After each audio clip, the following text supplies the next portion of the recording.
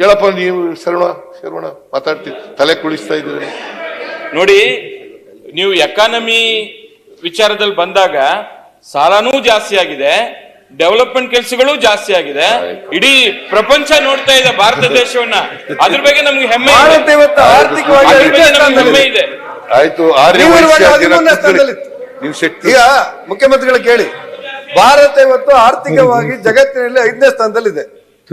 ಇವರಿರುವಾಗ 13ನೇ ಸ್ಥಾನದಲ್ಲಿ ಎಲ್ಲಿ ಹಣದುಬ್ಬರ ಹೇಳಿ? ಹೇಳಿ ಎಂತ ಸಭಾಪತಿಯವರೇ, ಇವತ್ತು ಒಂದು ಡಾಲರ್ ಬೆಲೆ 83 ರೂಪಾಯಿ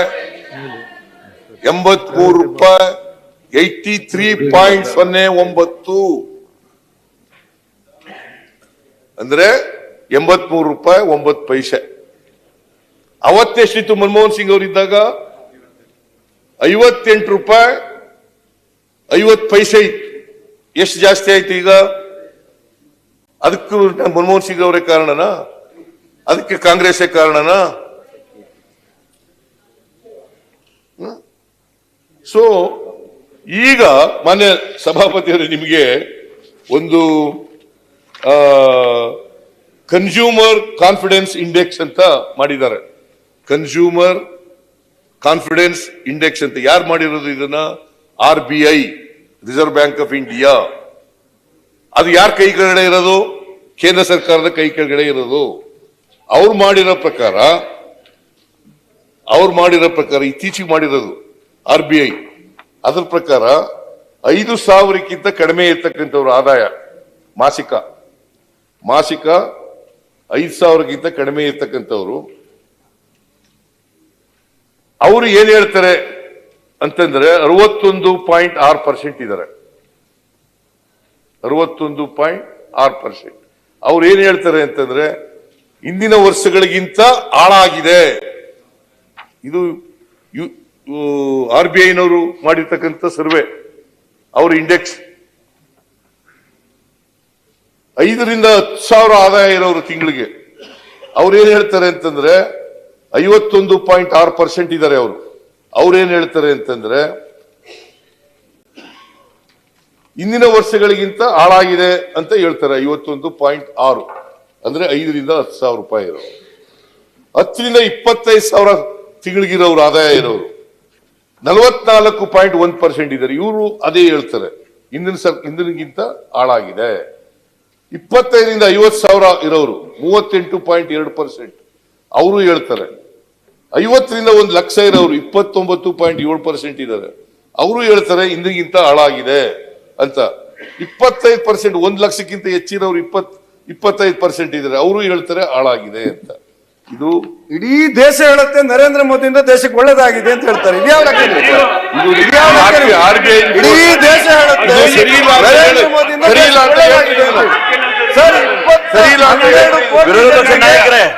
ಗ್ಯಾಸ್ ಅನ್ನು ಕೊಟ್ಟಿರೋದು ಕೇಂದ್ರ ಸರ್ಕಾರ. ನಿಮ್ಗೆ ಯಾವ ಸರ್ವೆ ಕೂಡ ಇದು ಯಾವ ಸರ್ವೆ ಮಾಡಿ ನೀವು ಸರ್ವೆ ಮಾಡ್ತೀರ ಗೊತ್ತಿಲ್ಲ ನಮ್ಗೆ. ಇಡೀ ದೇಶ ಹೇಳುತ್ತೆ ಸಭಾಪತಿ ಅವರೇ, ಇಡೀ ದೇಶ ಹೇಳುತ್ತೆ ನರೇಂದ್ರ ಮೋದಿ ಅವರ ಬಂದ್ರೆ ದೇಶಕ್ಕೆ ಒಳ್ಳೇದಾಗಿದೆ, ಆರ್ಥಿಕವಾದ ಶಕ್ತಿ ಬಂದೆ ಅಂತ ಹೇಳಿ ಇಡೀ ದೇಶ ಹೇಳುತ್ತೆ. ಯಾವ್ದು ಓದ್ತಾ ಇದ್ರೆ ಯಾವ ನ್ಯಾಯ ಇದೆ? ಯಾರು ಮಾಡಿದ್ ಕೇಳಿ ಸಭಾಪತಿ. ಇತಿಹಾಸ ಅಧ್ಯಕ್ಷರೇ, ವಿಶ್ವ ಆರೋಗ್ಯ ಸಂಸ್ಥೆ ಒಂದು ಸರ್ವೆ ಮಾಡಿದ್ದಾರೆ. ಅವ್ರ ಪ್ರಕಾರ 2014ರಲ್ಲಿ ಇದು ಹಸುವಿನ ಇಂಡೆಕ್ಸ್ 2014ರಲ್ಲಿ 76 ದೇಶಗಳಲ್ಲಿ ಭಾರತ 55ನೇ ಸ್ಥಾನ ಇತ್ತು. 76 ದೇಶಗಳಲ್ಲಿ ಸರ್ವೆ ಮಾಡಿದ್ರೆ ಭಾರತ 55ನೇ ಸ್ಥಾನದಲ್ಲಿತ್ತು. ಬಾಂಗ್ಲಾದೇಶ 76 ದೇಶಗಳಲ್ಲಿ ಸರ್ವೆ ಮಾಡಿದ್ರೆ 57ನೇ ಸ್ಥಾನದಲ್ಲಿತ್ತು. ಆಮೇಲೆ 2023ರಲ್ಲಿ ಇದೇ ವಿಶ್ವ ಆರೋಗ್ಯ ಸಂಸ್ಥೆ ಸರ್ವೆ ಮಾಡಿರೋದು 125 ದೇಶಗಳಲ್ಲಿ ಭಾರತ 111ನೇ ಸ್ಥಾನ. ಇಲ್ಲ ಸರ್, ಒಂದು ಆಯುಷ್ಮಾನ್ ಭಾರತದಿಂದ ಕೇಳಿ ಸರ್, ಒಂದು ಆಯುಷ್ಮಾನ್ ಭಾರತದಿಂದಾಗಿ ಯಾವುದೇ ಬಡವ ಆಸ್ಪತ್ರೆಗೆ ಹೋದ್ರೆ 5 ಲಕ್ಷ ಉಚಿತವಾಗಿ ಸಿಗ್ತಾ ಇರೋದು ಕೇಂದ್ರ ಸರ್ಕಾರ.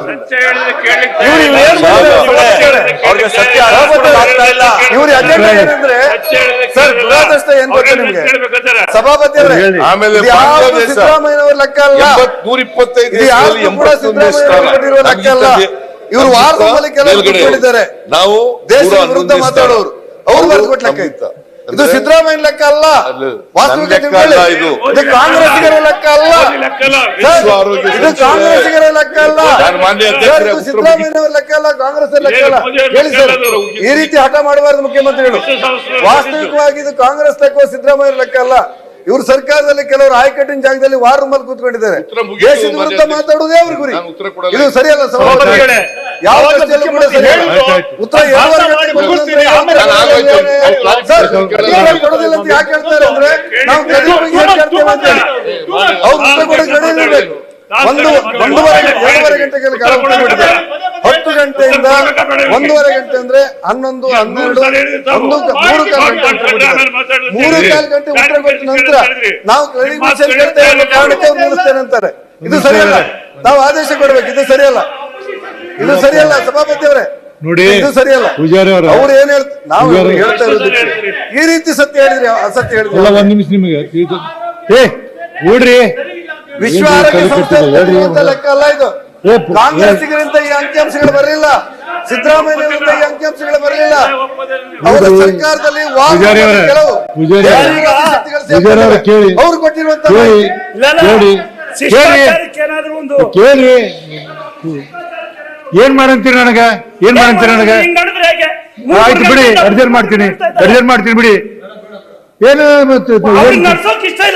ಏನ್ ಮಾಡ್ಬೇಕು? ನಾ ಏನೇನ್ ಬಾಯಿ ಬೇಕು ಅಲ್ಲಿಗೆ ಹಾಕಿಲ್ಲ ಅವ್ರಿಗೆ.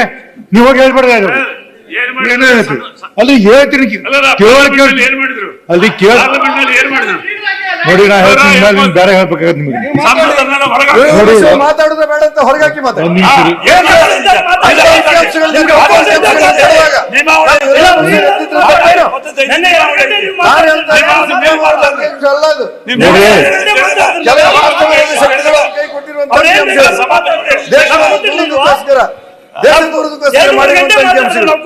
ಇಡೀ ಅವರ ಭಾಷಣ ಚುನಾವಣಾ ಭಾಷಣ ಬಿಟ್ಟರೆ ಬೇರೆ ಇಲ್ಲ. ವಿರೋಧ ಪಕ್ಷವರಿಗೆ ನಿಷೇಧ ಮಾಡಿಲ್ಲ ನೀವು. ಜಾಸ್ತಿ ಆಯ್ತು, ನ್ಯಾಯ ಅಲ್ಲ ಇದು. ನಾ ಹೇಳ್ತೀನಿ ಕೇಳಿ. ವಿರೋಧ ಪಕ್ಷವರು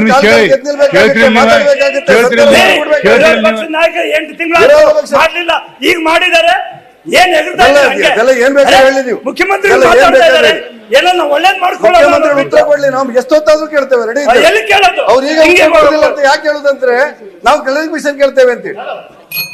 ಈಗ ಆಯ್ತು, ಈಗ ಅವರು ಉತ್ತರ ಕೊಡೋದು ಅಂತ ಹೇಳಿದಾರೆ, ಮುಗೀತಿ. ನಾನು ಮುಂದಿನ ಪ್ರೊಸೀಜರ್ಗೆ ಹೋಗ್ತೀನಿ. ನೀವು ಇನ್ನು ಕೇಳಲ್ಲ ಅಂದ್ರೆ ನೀವು ಮಾಡ್ಲಿಲ್ಲ, ಏನ್ ಮಾಡುದು? ನೀವೇನ್ ಬೇಕಾ ಅಲ್ಲ ಕೂಡ್ರಿ, ನೀವ್ಯಾಕೆ ಮಾತಾಡ್ತೀರಿ? ಬಿಡ್ರಿ ನೋಡಿ, ಒಂದ್ ನಿಮಿಷ ಫೀಲ್ಡ್ ಬಿಟ್ಟು ಕೇಳಮ್ಮ. ಫೀಲ್ಡ್ ಬಿಟ್ಟು ಹೊರಗೆ ಹೋದ್ರೆ ಏನ್ ಮಾಡುದು? ಫೀಲ್ಡ್ ಬಿಟ್ಟು ಹೊರಗೆ ಹೋದ್ರೆ ಏನ್ ಮಾಡುದು?